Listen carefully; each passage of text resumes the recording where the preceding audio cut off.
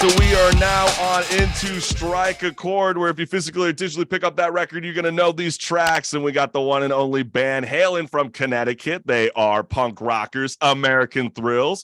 And let's me go ahead and bring on the Motley Crue himself into the mix. But for everybody that's joining us right now, go ahead and check out our 7th installment of Off the Fret, More Music Talk, featuring LA pop rockers, Poe the Passenger, out now on YouTube or wherever you listen to podcasts. Because I have to kind of bring this up with you right at the top of the show. Do you know why America doesn't have a knock knock joke? No, but I want to hear why. Because America, freedom rings, motherfucker. Freedom rings. And the reason why I'm bringing this up is because that was so your dumb. band, I totally kind of butchered it, but the reason why I wanted to bring this into the mix, Jamie, is because your band name, American Thrills, sounds as patriotic as, like, I imagine an eagle pounding, a 30 rack of Budweiser. So, tell us the backstory behind the band's name. So, I wish we had a better backstory. Realistically, Kurt, our singer, the frontman of the band, has been sitting on a list of band names for about 5 years, and he kind of turned through the pages, and we narrowed it down to 2. I think one was called Skate Party and American Thrills, and American Thrills just sounded so good we had to roll with it. But okay, nothing wrong with that. You sure you don't want to steal my philosophy? You sound more serious than the was it skate? What did you say? It's like a skate party. I forget. Yeah, skate party. Yeah, American Thrills sounds more like more serious. Sounds like you grew up in the era, basically licking your cartridge of your Nintendo 64, trying to launch Tony Hawk's Pro Skater. I mean, that's kind of the vibes that you're getting me with behind the backstory of American Thrills. Appreciate it. Yeah, we're old. I mean, hey, it is what it is. You're not that old. Come on, stop playing, girl. Come on now. But I also saw online that you guys label your band as being new country. Like new metal, but new country? I mean, what in the world does that even mean? It was a genre we were trying to start, but it didn't take off. We're kind of punk rock. We have some big country vibes, a little bit of everything. We were trying to start something cool, and I guess we're not cool enough to make a new genre. So we tried it. It didn't work out. I still say we're new just country. Indulge the listening audience. That is freaking hilarious. What do you mean by new country? Were you guys trying to be like Jonathan Davis or Chad Gray from Mudvayne with a little bit of country slang? When I hear new country with punk rock, I think of Hank III. There you go. Yeah, we have some we consider ourselves one of the most new metal bands to play the fest, which is like a big punk rock festival. So we definitely take some vibes, and we like Limp Bizkit. We listen to a lot of Limp Bizkit. We don't really sound like that per se, but I think get some influences of those kind of 90s alt rock new metal bands in some weird way. Yeah, I mean, I have fun. I've seen Limp Bizkit, a couple times before, and but when I think about, new metal, for example, especially now in the year 2022, it gets a lot of backlash. I mean, even artists that were even considered new metal are hating that they're even labeled under that genre. So why did you guys even want to even consider even joining that subgenre? Because first off, it's kind of funny, but besides that, we grew up, it's nostalgic. We grew up with bands like the Deftones, and I guess Limp Bizkit. This is part of our upbringing in music. It was what was on MTV. It was what was all around us, and it kind of shaped music during that time, and that was a very influential time for us as young musicians. Does it help the creative process to kind of put your band into a theme of a certain genre when it comes to creating music? Yeah, it's interesting to think of it that way, but it allows us to kind of put us in a certain direction, right? When you're so I guess you don't want to be so specific with a genre. When you kind of pigeonhole yourself in one genre, it leads you to not kind of expand into other potential sounds. Well, let me ask you this. Do you feel that the label of punk rock is being loosely tossed around with artists?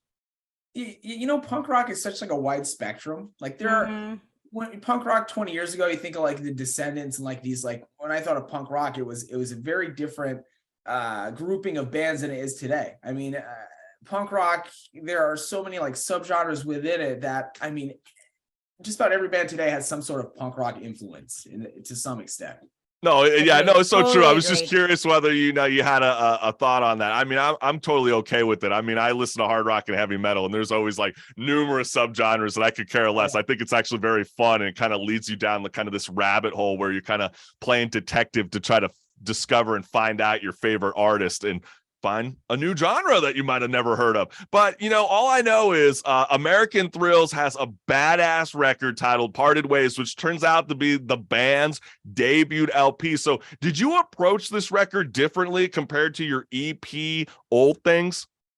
Yeah, an EP is great, and it gives you like a little sampling of a band, right? You're doing 4 songs. A lot of times you could bang that out in like a weekend in the studio with the right producer, and you got the right people working with you. When you're doing an LP, it's just so much more. It has to be like more cohesive. It's a lot more music. We kind of like, we trashed some songs that didn't make the record.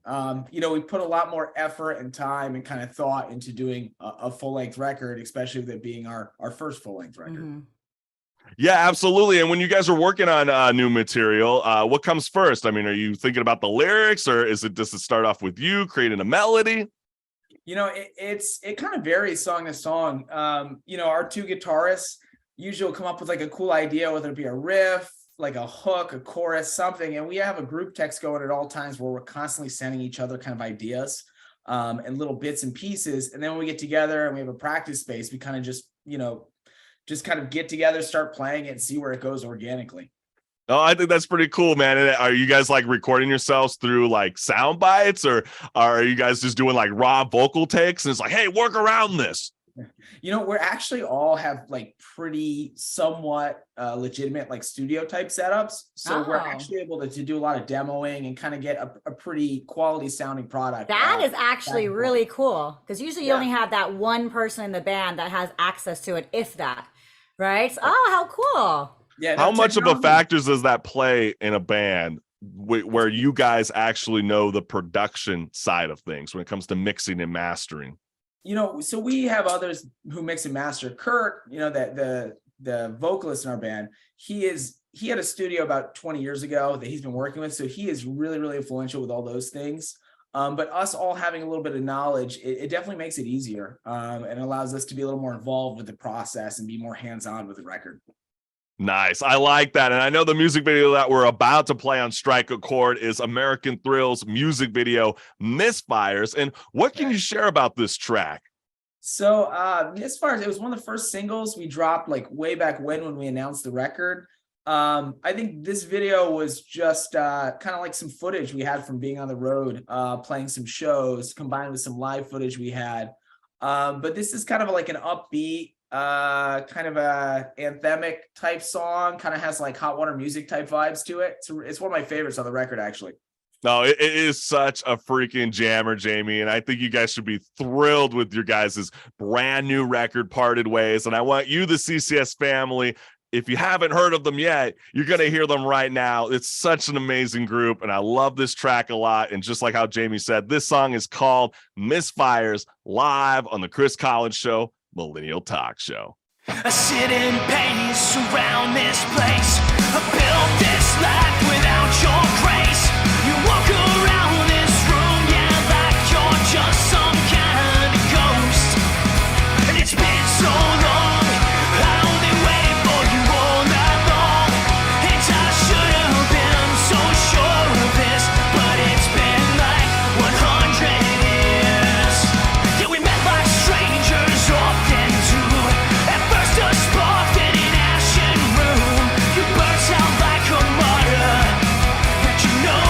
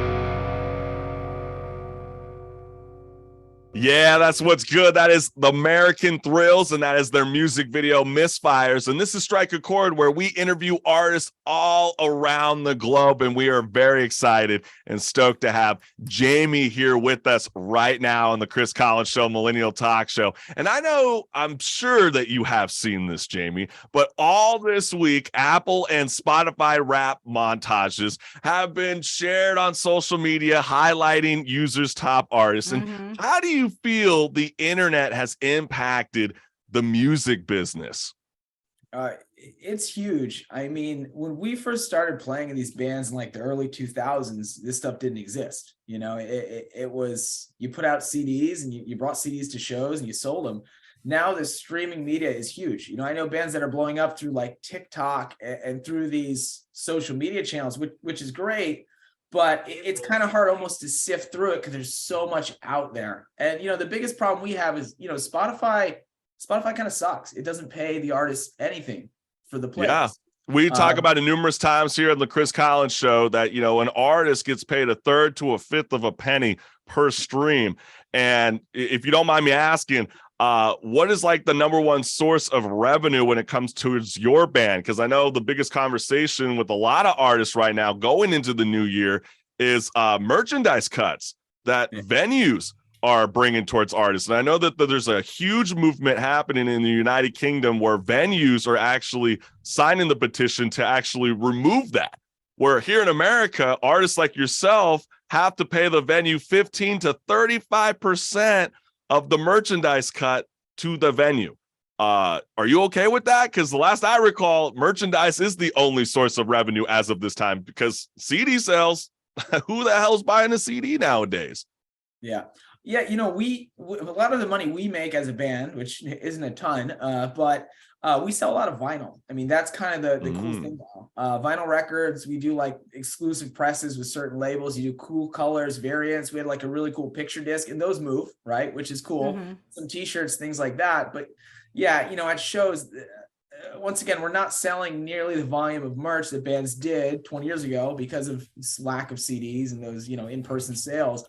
So to have a venue kind of take a cut is outrageous. You know, these bands, yeah, it's, you know, right now too, the price of, you know, gas, fuel, I mean, everything is up. And a lot of bands, you know, these smaller to mid-sized bands aren't actively touring right now because it's not affordable. You know, they can't get out there and do it. Absolutely. I think you're really kind of spelling out what's going on, you know, behind the scenes, especially, you know, across town, across the globe. And I know some of the biggest conversation that's been going around this week that's kind of been sparked by 21 Savage. I don't know if you heard about this, but he was calling Nas irrelevant. And I think, you know, he was basically saying that because the youth don't necessarily listen to him anymore. I know even Boozy even came out and kind of said something very similar this week about how Jay-Z and about how he goes to all the Atlanta clubs in LA and New York, and they're not playing Jay-Z's music in the club. I kind of feel like he has a point. And the reason why I'm saying that is because I feel like the music industry and social media plays so much of a factor into this, because no one's buying albums anymore. Everybody's buying singles. And it seems like that's the only kind of thing that's a high stature right now with music lovers. Yeah, no, I agree.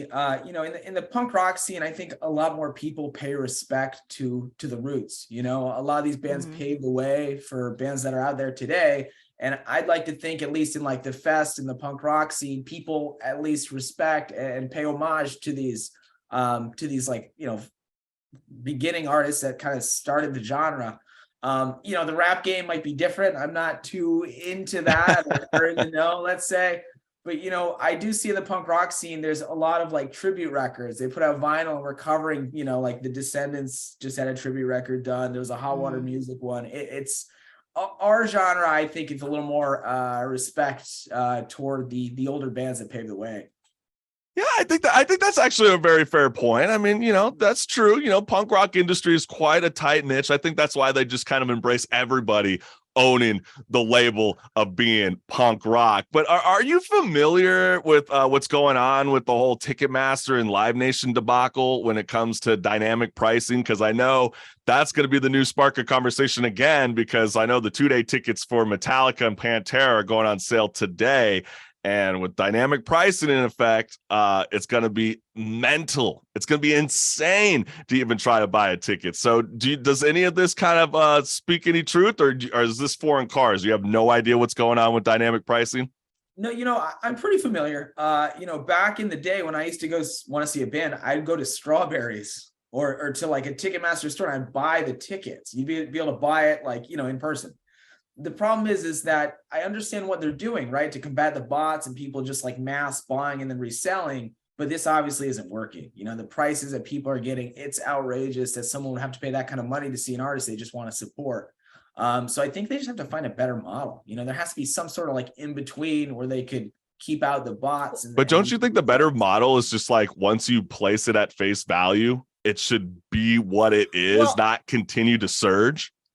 Yeah, I agree with that. But I think the problem is that, when it is face value, they have these like bots and these things that can get in and just mass buy these. And then they make those tickets higher. Yeah, and then they resell on StubHub and third parties. Yeah. Yeah, and I know that's been kind of the center of the controversy. The only way to kind of stop it is, and I know it's bots, so it might be impossible, I don't know it, but is to limit how many tickets you can buy at a time. Yeah, so it's very difficult turn though. Around and because like a lot of these third-party brokers who can bypass these robots and form themselves as bots are, unfortunately getting in where, if you wanted to go see Blink-182, or if you're a Swiftie fan, or even a Metallica fan who wants to go and see Pantera reunite, good luck, CCS family. Good luck. But Jamie, I know the music video that we're about to play, I wanted to kind of throw it back to your EP because I think it really kind of stands true to what eventually evolved into your guys' amazing debuted LP. But I really like this single. It's called Old Things. And you boys sing in the following: "You're the reason why I like old things, because nothing's really broken anyway. You're the reason why I am this way. I can't let go of much of anything." So when you say these kind of things, what do you want the listening music lover to take away from this track? So these are Kurt's lyrics, so I'll kind of, paraphrase the best I can. But I'm sure, okay, I love when an artist says that, because you don't have any kind of say, or I mean, I know when I was in a punk rock band, if an artist was saying something, I'm like, I want to know what the hell you're saying, so that when I get asked, what the hell does this even mean? Yeah, old things is, a lot of us, we're getting older, we're losing friends, we're losing family members. And this song is kind of just about, nostalgia and the kind of impacts these people still have on us, even once they're gone. Okay, fair enough. You see, it wasn't too bad. But what? I love this track. I think you guys got something very special. And definitely go ahead and see these guys in the new year, because I definitely know they're going to be playing some live gigs. And let's go ahead and play American Thrill's music video, Old Things, live on the Chris Collins Show, Millennial Talk Show. This pain's a hard one to go through. The way it twists and surrounds you, it always comes back to haunt you. Oh, it's a hard truth to swallow. I can't remember how your voice sounds. I'm searching for the words, but they don't come out. You don't haunt my dreams anymore. Won't you come back down? Now I pace the steps that we used to take.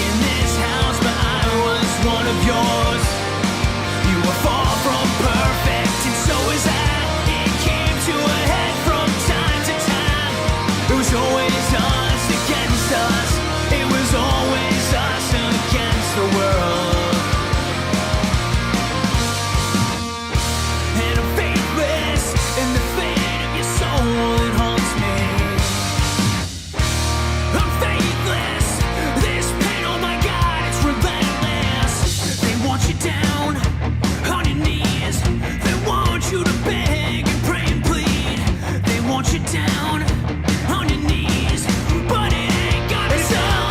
My hands were born in the back of your car. I was just a refugee in this house, but I was one of yours. You were far from perfect, and so was I. It was us against us.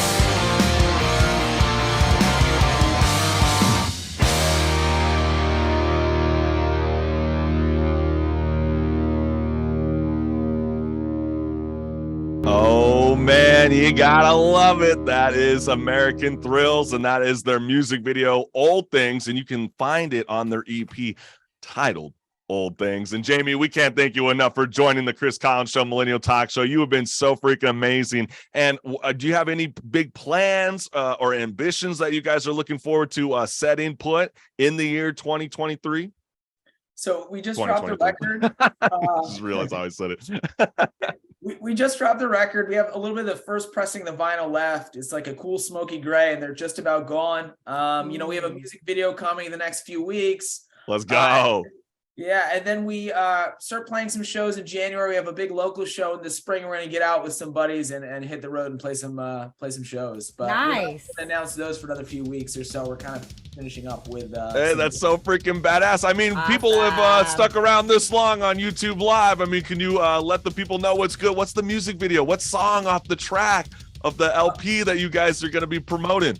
So we did we had a live show, our album release last week, and it was awesome. We actually completely sold the show out. It was incredible to see all our friends, our local, crowd come out, and we shot a video for Sinking with a lot of live footage and a lot of like our friends and family just getting drunk, and it's a blast, and we're excited to share Best it. type of video. Dude, Best hell type. yeah. Right, Marissa? I don't know about you, but I love going on YouTube and watching live music videos, especially Yeah. when we were in the middle of the pandemic. Oh my gosh. But now that I'm able to get back into that live atmosphere, I can tell just from talking with Jamie here today, you're going to want to go and see American Thrills live in person. And much success for you in the future, Jamie. You've been so freaking awesome. So thank you again for joining the Chris Collins Show, Millennial Talk Show.